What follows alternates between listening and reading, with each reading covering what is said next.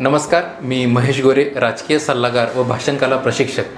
खरं तर राजकारणात गेल्यानंतर आपल्याला नेमकं यश कसं मिळतं हे आपल्या लक्षात असलं पाहिजे की यश मिळवण्यासाठी सगळ्यात महत्त्वाच्या 4 गोष्टी असतात.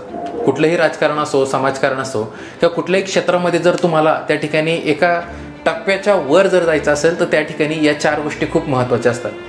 त्याच्यातली सगळ्यात महत्त्वाची आणि सगळ्यात पहिली गोष्ट ती म्हणजे रिस्क. आज क्षेत्र कोणतंही असो, कुठल्याही क्षेत्रात तुम्ही काम करा, पण त्या क्षेत्रात जर तुम्हाला काम करायचं असेल तर सगळ्यात पहिल्यांदा असतं ते म्हणजे रिस्क. तुम्हाला रिस्कही घेताच आली पाहिजे, ती कुठल्याही क्षेत्रात असू द्या. त्यामुळे राजकारणात जर तुम्ही आता नव्याने तयारी करत असाल तर तुमच्या डोक्यात पाहिजे की सगळ्यात पहिल्यांदा मी रिस्क घ्यायला शिकलो पाहिजे. ती रिस्क कुठल्या पद्धतीची असेल त्याच्यावर आपण एक स्वतंत्र व्हिडिओ बघणार आहोत. पण राजकारणात दुसरा महत्त्वाचा हा खूप मुद्दा असतो आणि दुसरा महत्त्वाचा मुद्दा म्हणजे काय तर हार्डवर्क. तुम्हाला राजकारणामध्ये हार्डवर्क करता आलं पाहिजे. समजा अर्ध्या रात्री म्हणजे 2 वाजता तुम्हाला एखाद्या व्यक्तीचा फोन आला आणि फोन आल्यानंतर त्यांनी एखाद्याचं काम सांगितलं, तर अशा वेळी तुम्हाला त्या रात्रीसुद्धा 2 वाजतासुद्धा त्या माणसाचं काम करून तुम्हाला देता आलं पाहिजे. ही हार्ड रिस्क किंवा हार्ड वर्क त्या ठिकाणी तुम्हाला ते घेण्याचं तुमच्यामध्ये सामर्थ्य असलं पाहिजे. बरेच मी नेते राजकारणामध्ये बघतो की संध्याकाळी 9-10 वाजता आल्यानंतर फोन आपला स्विच ऑफ करून ठेवतात आणि थेट तो सकाळीच त्या ठिकाणी उघडतात.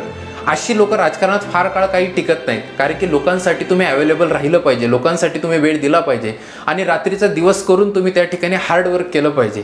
राजकारणात येत असताना एक गोष्ट लक्षात ठेवा की तुमचं कुटुंब हे तुमच्यासाठी दुय्यम असलं पाहिजे आणि तुमची प्राथमिकता ही तुमच्या समाजासाठी, तुमच्या वार्डासाठी, तुमच्या प्रभागासाठी, तुमच्या लोकांसाठी, जी लोक तुम्ही निवडलीत, जे क्षेत्र तुम्ही निवडले राजकारणाचं, त्या राजकारणासाठी असायला पाहिजे. म्हणजे सगळ्यात महत्त्वाचं काय, तुम्हाला हार्डवर्क करण्याची तुमच्यात इच्छाशक्ती निर्माण झालेली पाहिजे.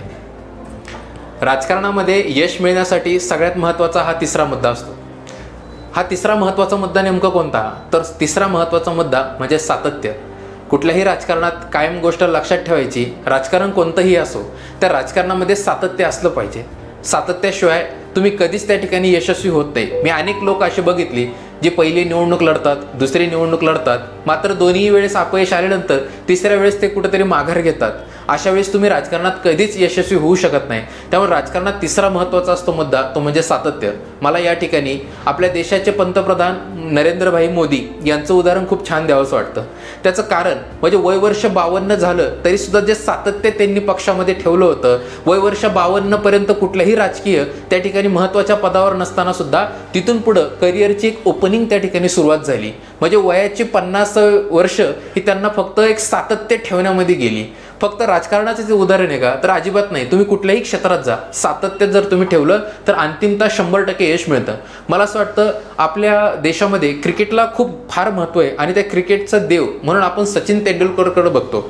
मला असं वाटतं सचिन तेंडुलकर एका रात्रीत क्रिकेटचा देव कधीच बनलेला नाही, तर देव बनण्यासाठी त्यांना अनेक वर्षाचं सातत्य त्या ठिकाणी ठेवायला लागले. त्यामुळे राजकारणात सुद्धा ही खूप महत्त्वाची गोष्ट आहे की तुम्हाला सातत्य त्या ठिकाणी ठेवता आलं पाहिजे. आणि सगळ्यात महत्त्वाची चौथी गोष्ट असते. ती चौथी गोष्ट नेमकं कोणती तर ती चौथी गोष्ट म्हणजे संधी. आपण त्याला संधी साधू सुद्धा म्हणू शकतो. आता बरेचदा राजकारणात तुम्हाला एक संधीचा शोध घ्यायचा असतो आणि योग्य वेळी संधी भेटली की त्या ठिकाणी जाऊन तुम्हाला फक्त उभं राहायचं असतं. परंतु अनेक वेळा मला लोकांचे हे प्रश्न येतात की सर, राजकारणात विचारधारेला किती महत्त्व असतं, राजकारणात विचारधारा चालून आम्ही कुठपर्यंत जाऊ शकतो, किंवा राजकारणात एक स्वतःची आयडिओलॉजी, एक विचारधारा त्या ठिकाणी असली पाहिजे. तर मला असं वाटतं विचारधारा हा तुमच्या जाण्याचा मार्ग आहे, ते तुमचं अंतिम ध्येय कधीच नसू शकतं.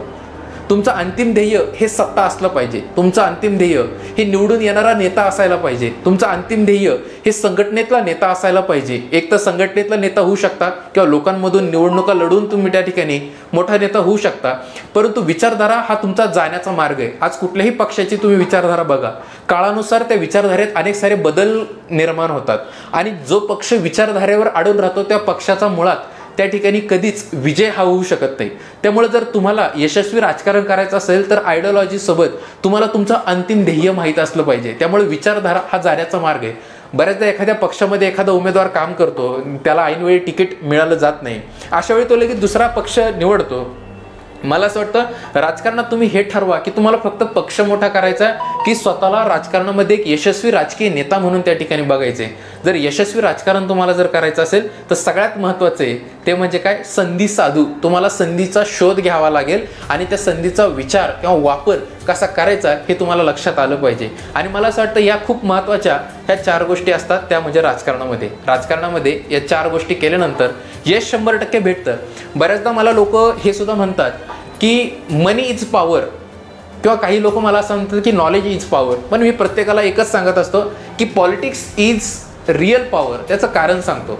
ज्यावेळेस तुमच्यावर एखादं संकट येतं, आणीबाणी येते, अनेक साऱ्या मध्यमवर्गीय कुटुंबामध्ये अनेक अशा गोष्टी कधी कधी घडतात की समजा तुमच्या गळ्यापर्यंत एखादी टांगती तलवार उभी असते. अशा वेळेस तुम्ही किती हुशार आहात, तुमच्याकडे किती नॉलेज आहे, तुमच्याकडे किती पैसा आहे, ह्या गोष्टीला कसलंच महत्त्व नसतं. तर तुमची पॉवर नेमकं काय आहे, तुमच्या मागं राजकारण आहे का, तुमच्या एका फोनमध्ये कामं होऊ शकतात का, हे जर तुम्हाला करता आलं तर मला असं वाटतं आता खरं तर तुम्ही बघितलं तर नॉलेज इज पॉवर किंवा मनी इज पॉवर हे सगळं बघायला गेलं तर थोतांडे. तर पॉलिटिक्स इज रिअल पॉवर. त्यामुळं राजकारण करण्यासाठी तुम्हाला राजकारणाची ताकद ही ओळखता आली पाहिजे. अंतिमतः यश तुमचंच आहे. धन्यवाद.